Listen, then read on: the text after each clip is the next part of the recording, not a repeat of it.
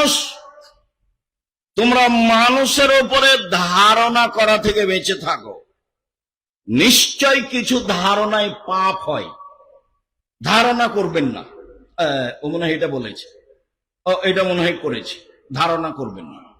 রাসূল সাল্লাল্লাহু আলাইহি ওয়াসাল্লাম বলছেন, শোনো, তিনজন মানুষ সফরে গেলে দুইজন মিলে আপসে কথা বলো না।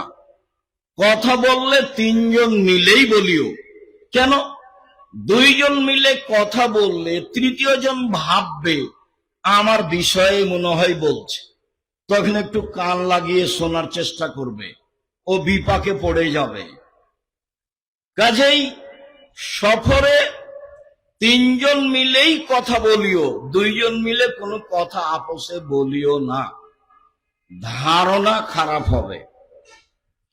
রাসূল সাল্লাল্লাহু আলাইহি ওয়াসাল্লাম বাড়ি থেকে বের হয়ে বলতেন সঙ্গী সাথী, শোনো, কারো ব্যাপারে আমার কাছে খারাপ ধারণা দিও না, আমার সামনে বলিও না যে অমুক খারাপ।